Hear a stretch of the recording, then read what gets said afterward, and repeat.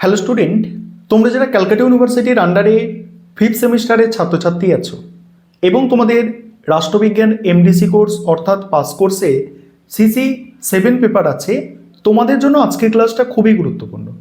আজকের ক্লাসে তোমাদের 100% কমনযোগ্য লাস্ট মিনিট সাজেশন নিয়ে আলোচনা করব।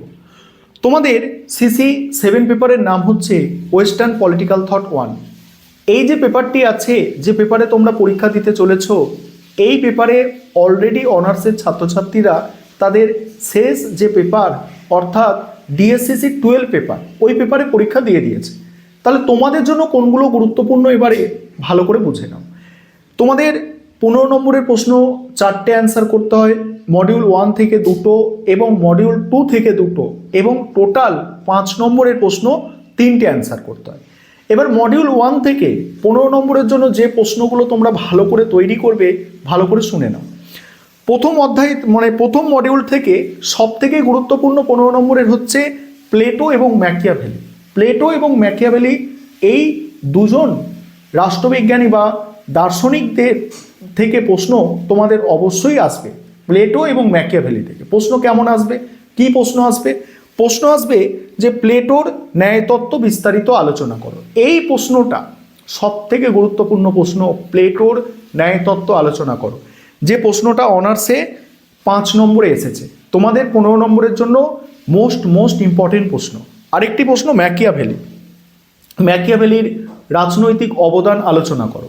প্রশ্নটা আবার ঘুরিয়ে আসতে পারে, ম্যাকিয়াভেলিকে কি আধুনিক রাষ্ট্রবিজ্ঞানের জনক বলা হয়? আবার ঘুরিয়ে আসতে পারে, ম্যাকিয়াভেলিকে কি নবজাগরণের সন্তান বলা হয়? এইভাবে ম্যাকিয়াভেলির ওপরে একটি প্রশ্ন ঘুরিয়ে ফিরিয়ে আসতে পারে, অ্যান্সার কিন্তু সেম হবে।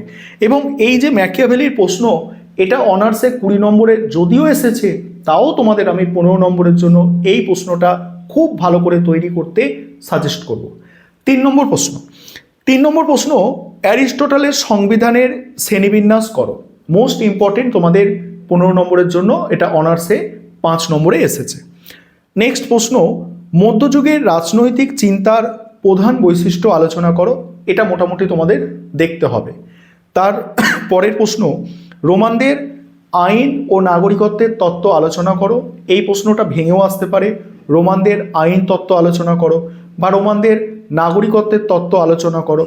এখানে অনার্সে নাগরিকতার ধারণা সম্পর্কে টিকা, এটা 5 নম্বরে দেওয়া হয়েছিল এবং তোমাদের এখান থেকে বড় প্রশ্ন একটা আসবে। এবারে আরেকটি প্রশ্ন এই সাজেশনের মধ্যে আমি রেখেছিলাম, আগেও তোমরা দেখেছো, যে অ্যারিস্টটল নিয়ে। অ্যারিস্টটল সম্পর্কে যে প্রশ্নটা এখানে আছে, যে অ্যারিস্টটলের রাষ্ট্রতত্ত্ব আলোচনা করো এবং আধুনিক রাষ্ট্রতত্ত্বে এর তাৎপর্য ব্যাখ্যা করো। এই অ্যারিস্টটল সম্পর্কে প্রশ্নটা আমার যতটুকু মনে হচ্ছে তোমাদের জন্য কিন্তু কম গুরুত্বপূর্ণ।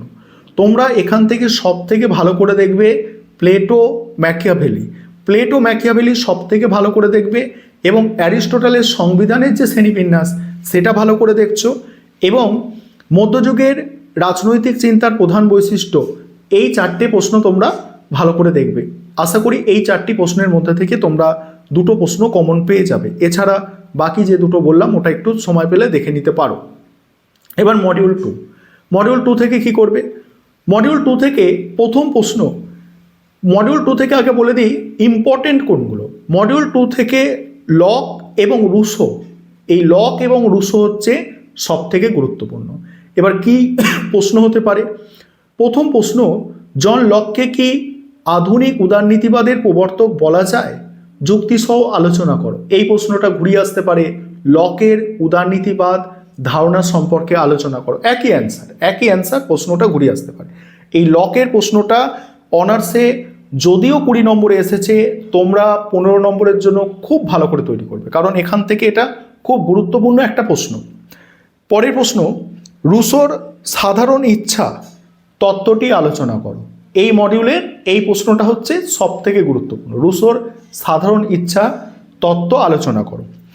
পরের প্রশ্ন, যা বোদার সার্বভৌমিকতার তত্ত্ব, অর্থাৎ বোদার সার্বভৌমিকতার তত্ত্ব, এটা কম গুরুত্বপূর্ণ কারণ এটা অনার্সে 20 নম্বরে এসেছে, তোমরা একটু দেখে রাখতে পারো।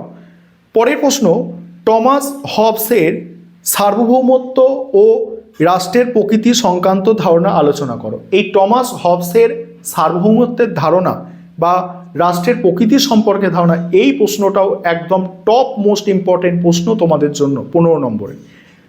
পরের প্রশ্ন, স্বাধীনতা সম্পর্কে রুশোর চিন্তা আলোচনা করো। স্বাধীনতা সম্পর্কে রুশোর চিন্তা আলোচনা করো। এটা অনার্সে 5 নম্বরে এসেছে, তোমাদের 15 নম্বরে আসার সম্ভাবনা অনেক বেশি। তাহলে এই মডিউল থেকে 4টি প্রশ্ন একবার শুনে নাও।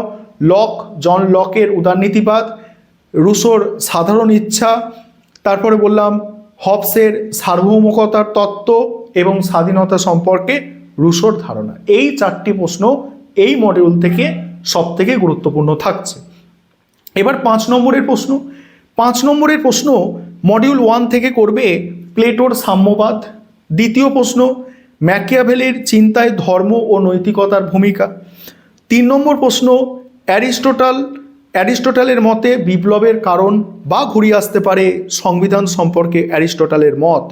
একবার বলি, এই সংবিধান সম্পর্কে অ্যারিস্টটলের মত, এই প্রশ্নটা আর তোমরা করবে না।